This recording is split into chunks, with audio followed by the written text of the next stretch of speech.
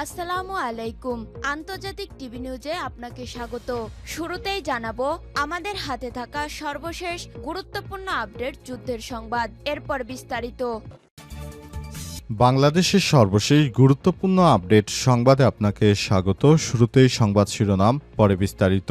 প্রথমেই জানাবো আমাদের হাতে থাকা সর্বশেষ গুরুত্বপূর্ণ সবথেকে তাজা আপডেট সংবাদ। খুলনায় বিএনপির দুই গ্রুপের মধ্যে ব্যাপক সংঘর্ষ। খুলনায় রূপসা উপজেলার কাজদিয়া বাজারে ফেসবুক পোস্টকে কেন্দ্র করে বিএনপির দুই গ্রুপের মধ্যে ব্যাপক সংঘর্ষের ঘটনা ঘটেছে। এতে অন্তত আহত হয়েছে 5 জন। আজ কাজদিয়া বাজারে ওবায়দ ফার্মেসির সম্মুখে এই সংঘর্ষের ঘটনা ঘটে। এ বিষয়ে গুরুত্বপূর্ণ সংবাদ জানাবো, সঙ্গেই থাকুন।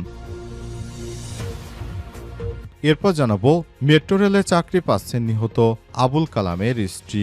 মেট্রো লাইনের পিলারে বিয়ারিং প্যাড দুর্ঘটনায় নিহত আবুল কালাম আজাদের স্ত্রী আইরিন আক্তার পিয়া চাকরি পাচ্ছেন। বৃহস্পতিবার 30 অক্টোবর গণমাধ্যমকে এই তথ্য জানিয়েছে ঢাকা ম্যাস ট্রানজিট কোম্পানি লিমিটেডের ব্যবস্থাপনা পরিচালক ফারুক আহমেদ। তিনি জানান, আইরিন আক্তার পিয়াকে এখন কম্পিউটার অপারেটর পদে নিয়োগ দেওয়া হবে। তার অনার্স শেষ হলে তাকে অফিসার পদে নিয়োগ দেওয়া হবে। এদিকে হ্যানার পক্ষে রাশেদ খান বললেন প্রতারণার কথা। হ্যাঁ এবং না পোস্টে সয়লাভ হয়ে গেছে সামাজিক যোগাযোগ মাধ্যম ফেসবুক। জুলাই সনদ এবং জাতীয় সংসদ নির্বাচনের আগে গণভোটের পক্ষে বিপক্ষ নিয়ে নতুন প্রচারণায় সরগরম হয়ে উঠেছে ফেসবুক। এ বিষয়ে গুরুত্বপূর্ণ সংবাদ জানাবো, সঙ্গেই থাকুন। জানাবো জুলাই সনদের আইনি ভিত্তি দেওয়ার এখতিয়ার এই সরকারের নেই। সংবাদ সম্মেলনে বললেন মির্জা ফখরুল। জুলাই সনদের আইনি ভিত্তি অন্তর্বর্তীকালীন সরকার দিতে পারবে না বলে মন্তব্য করেছেন মির্জা ফখরুল। আজ বিএনপির রাজনৈতিক কার্যালয় গুলশানে বিএনপির কার্যালয়ে আয়োজিত এক সংবাদ সম্মেলনে এই মন্তব্য করেছেন তিনি।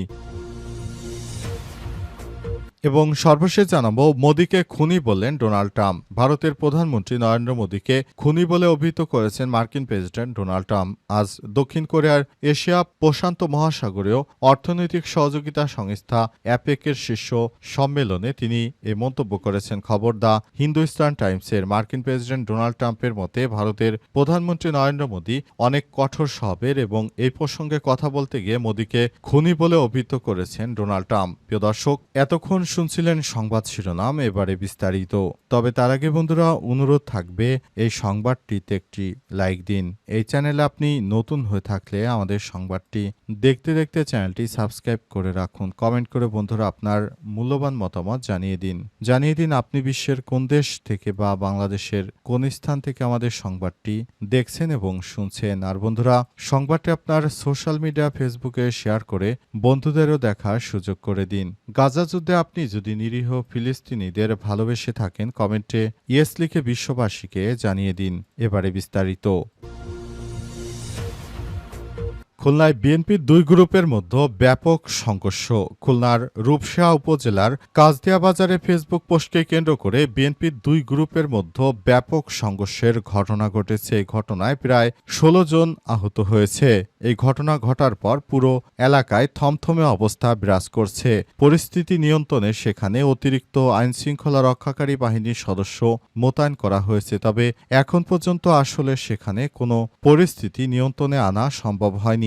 বিশেষ করে আধিপত্য বিস্তারকে কেন্দ্র করে বিএনপির দুই গ্রুপের মধ্যে দেশব্যাপী বিভিন্ন জায়গায় এই ধরনের সংঘর্ষের ঘটনা ঘটছে। সংঘর্ষ চলাকালে বিভিন্ন জায়গা থেকে মানুষ বিএনপির প্রতি এখন অতিষ্ঠ হয়ে উঠেছে। দেশব্যাপী তাদের চাঁদাবাজি, রাহাজানি, সন্ত্রাসী কর্মকাণ্ডের কারণে প্রতিনিয়ত সাধারণ মানুষ বিএনপির উপর থেকে আস্থা সরিয়ে ফেলছে। বিএনপির নেতৃত্ববৃন্দের উপর এখন আর কারো আস্থা নেই। প্রত্যক্ষদর্শী সূত্র থেকে জানা গেছে, দলীয় মনোনয়ন পাওয়ার প্রত্যাশায় খুলনা 4 আসনে বিএনপির তথ্য বিষয়ক সম্পাদক আজিজুল বারী হেলাল ও যুক্তরাজ্য বিএনপির সিনিয়র যুগ্ম সাধারণ সম্পাদক পারভেজ মল্লিক পৃথক পৃথক গণসংযোগ করে আসছে। তারই ধারাবাহিকতায় আজ নির্বাচনী প্রচারণা অর্থাৎ আধিপত্য বিস্তারকে কেন্দ্র করে বিএনপির এই দুই গ্রুপের মধ্যে এই ধরনের সংঘর্ষের ঘটনা ছড়িয়ে পড়ে। এরপর থেকেই পুরো এলাকার পরিস্থিতি থমথমে অবস্থা বিরাজ করছে। মেট্রো রেলে চাকরি পাচ্ছেন নিহত আবুল কালামের স্ত্রী। মেট্রো লাইনের পিলারে বেয়ারিং প্যাড দুর্ঘটনায় নিহত আবুল কালাম আজাদের স্ত্রী আইরিন আক্তার পিয়া চাকরি পাচ্ছেন। আজ বৃহস্পতিবার ৩০শে অক্টোবর গণমাধ্যমকে এই তথ্য জানিয়েছে Dhaka mass transit company limited DMTCL এর ব্যবস্থাপনা পরিচালক ফারুক আহমেদ। তিনি জানান, আইরিন আক্তার পিয়াকে এখন কম্পিউটার অপারেটর পদে নিয়োগ দেওয়া হবে। তার অনার্স শেষ হলে পরে অফিসার পদে নিয়োগ দেওয়া হবে। গত রোববার ২৬শে অক্টোবর দুপুর ১২টার দিকে ফার্মগেট এলাকায় মেট্রো রেলের ৪৩৩ নাম্বার পিলারের বেয়ারিং প্যাড হঠাৎ খুলে নিচে পড়ে গেলে আবুল কালাম নিহত হন। ওই দিন তার পরিবারকে ৫ লক্ষ টাকা ক্ষতিপূরণ দেওয়ার কথা জানায় অন্তর্বর্তীকালীন সরকার। এর জ্বালানি ও সড়ক পরিবহন উপদেষ্টা ফাউজুল কবির খান তিনি জানিয়েছেন, অন্তর্বর্তীকালীন সরকারের প্রধান উপদেষ্টা প্রফেসর ডক্টর মোহাম্মদ ইউনূসের সরকার এই বিষয়টি আমাদেরকে বলতে বলেছেন যে নিহত আবুল কালামের পরিবারকে ৫ লক্ষ টাকা ক্ষতিপূরণ দেওয়া হবে, পাশাপাশি তার পরিবারের যে কোনো একজনকে চাকরি দেওয়া হবে এবং দেখা গেছে চাকরি পাওয়ার মতো যোগ্য ব্যক্তি পরিবারে তার স্ত্রী রয়েছেন। যেহেতু তার ছোট ছোট দুটি শিশু সন্তান রয়েছে, তাই তার স্ত্রীকে এই চাকরি দেওয়ার সিদ্ধান্ত নিয়েছে মেট্রো রেল কর্তৃপক্ষ। মেট্রো রেলের পক্ষ থেকে তাই নিশ্চিত করা হয়েছে যে আবুল কালামের স্ত্রী যেহেতু মাধ্যমিক শেষ করেছেন এবং অনার্সে অধ্যয়নরত, সুতরাং তার স্ত্রীকে এই চাকরি দেওয়া হচ্ছে এবং তাদের পরিবারের পাশে সর্বক্ষণ সরকার সহযোগিতা করবে, এই মর্মে এই চাকরি দেওয়া হয়েছে। হ্যানার পক্ষে রাশেদ খান বললেন প্রতারণার কথা। হ্যাঁ এবং না পোস্টে সয়লাভ হয়ে গেছে সামাজিক যোগাযোগ মাধ্যম ফেসবুক। জুলাই সনদ ও জাতীয় সংসদ নির্বাচনের আগে গণভোটের পক্ষে বিপক্ষ নিয়ে নতুন প্রচারণায় সরগরম হয়ে উঠেছে ফেসবুক। তবে হ্যানার পক্ষে অবস্থান নিয়ে গণ অধিকার পরিষদের সাধারণ সম্পাদক মোহাম্মদ রাশেদ খান অন্তর্বর্তীকালীন সরকার ঐক্যমত কমিশন, জামাত ইসলাম ও জাতীয় নাগরিক পার্টি এনসিপি বাদে সব দলের সঙ্গেই প্রতারণা করেছে বলে অভিযোগ করেছেন তিনি বলেছেন, এনসিপি বুঝে না বুঝে আরেকটি মওদুদিবাদী প্রক্সি দল হয়ে উঠেছে। এই ব্যাপারে বৃহস্পতিবার ৩০ অক্টোবর নিজের ফেসবুকে বিস্তারিত তুলেছেন কোটা সংস্কার আন্দোলনের এই নেতা। তিনি জাতীয় নির্বাচন এবং জুলাই সনদের পক্ষে, একই দিনে ভোটের পক্ষে হ্যাঁ এবং জাতীয় নির্বাচনের আগে গণভোটের পক্ষে না অবস্থান জানিয়েছেন।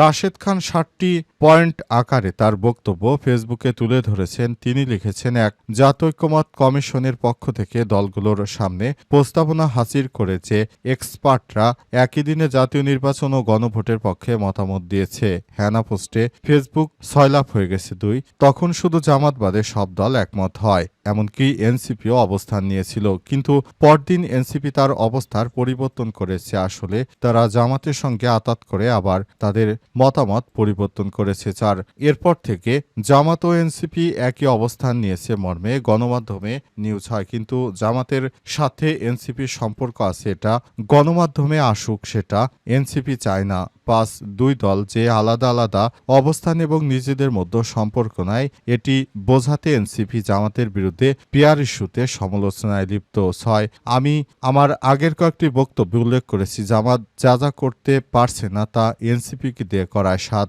নিশ্চয়ই ভুলে যাননি, কিছুদিন আগে তথ্য উপদেষ্টা মাহফুজ আলম একটা পোস্ট করেছেন, নতুন করে আরেকটি মওদুদিবাদী প্রক্সি দলের কোনো দরকার নেই। কেন দিয়েছেন নিশ্চয়ই এখন না বোঝার কথা নয়। এনসিপি বুঝে বা না বুঝে আরেকটি মওদুদি প্রক্সি দল হয়ে উঠেছে, এতে তাদের নিজস্ব কোনো পলিটিক্স তৈরি হচ্ছে না। সংবাদ সম্মেলনে দাবি মির্জা ফখরুলের জুলাই সনদের আইনি ভিত্তি দেওয়ার এখতিয়ার অন্তর্বর্তীকালীন সরকারের নেই। জুলাই সনদের আইনি ভিত্তি দেওয়ার অন্তর্বর্তীকালীন সরকারের কোনো এখতিয়ার নেই বলে মন্তব্য করেছেন বিএনপির মহাসচিব মির্জা ফখরুল ইসলাম আলমগীর। তিনি বলেছেন, জুলাই সনদকে আইনি ভিত্তি দেওয়ার জন্য গণভোট করতে হবে এবং সেটি অবশ্যই হতে হবে নির্বাচনের ওই সময়ে। তাছাড়া তিনি গণভোটের পক্ষে সমর্থন জানাচ্ছেন না। মির্জা ফখরুল জানিয়েছেন, আমরা নতুন বাংলাদেশ গড়ে তোলার জন্য যে কর্মসূচি হাতে নিয়েছি সেই বিষয়টি আমাদেরকে খুবই গুরুত্ব সহকারে দেখতে হবে। অন্তর্বর্তীকালীন সরকারকে বলবো, আপনার এই সনদের আইনি ভিত্তি দেওয়ার কোনো এখতিয়ার নেই, সুতরাং বিষয়টি আপনি সেইভাবেই বিবেচনা করুন। তা না হলে আপনি যদি মন গড়া খোলাভাবে আপনি মনে করেন যে সনদের আইনি ভিত্তি দিয়ে দিবেন, তাহলে এটি জনগণের সঙ্গে প্রতারণা শামিল। সুতরাং অন্তর্বর্তীকালীন সরকারকে বলবো, দয়া করে আপনি এই সব বিষয়গুলো থেকে বাইরে বেরিয়ে আসুন। জুলাই সনদের আইনি ভিত্তিক শুধুমাত্র গণভোটের মাধ্যমে সম্ভব, আর এই ব্যাপারে সমস্ত রাজনৈতিক দল সই করেছে। আর গণভোট হতে হবে যেদিন নির্বাচন সেই দিন। আর এই বিষয়টি নিয়ে আমরা ইতিমধ্যেই সব রাজনৈতিক দল একসঙ্গে সিদ্ধান্ত নিয়েছি এবং এ বিষয়ে আমরা জানিয়েছি। কিন্তু হঠাৎ করে আমাদের নোট অব ডিসেন্ট দেওয়া বিষয়গুলো সরকারের সংস্কার কমিশন বাদ দিয়ে তারপর আমাদের কথাগুলো অবমূল্যায়ন করে আবার তারা সরকারের কাছ থেকে সিগনেচার নিয়েছে। সুতরাং এটা আমাদের সঙ্গে অর্থাৎ পুরো দেশের জনগণের সঙ্গে প্রতারণার শামিল বলে মনে করা হচ্ছে। অন্তর্বর্তীকালীন সরকারের প্রধান উপদেষ্টা প্রফেসর ডক্টর মোহাম্মদ ইউনূসের সরকার নতুন বাংলাদেশ গড়ে তোলার জন্য যে কর্মসূচি শুরু করেছেন তারই ধারাবাহিকতায় দেশটি ভবিষ্যতের দিকে এগিয়ে যাবে। তবে তার জন্য অন্তর্বর্তীকালীন সরকারকে সব রকমের প্রতিকূল পরিস্থিতি মোকাবেলা করে সামনের দিকে এগিয়ে যেতে হবে। তা না হলে নতুন বাংলাদেশ গড়ার যে স্বপ্ন নিয়ে তিনি ক্ষমতায় বসেছিলেন সেটি এদেশের জনগণ কখনোই পূরণ হতে দেবে না। কারণ অন্যান্য দেশের জনগণের মতো নয়, বরং এদেশের মানুষ নিজের স্বার্থ নিয়েই বেশি ব্যস্ত। সেটা সরকার এই শেখ হাসিনার পতনের পর এই কয়েক মাসেই হাড়ে হাড়ে টের পেয়েছে।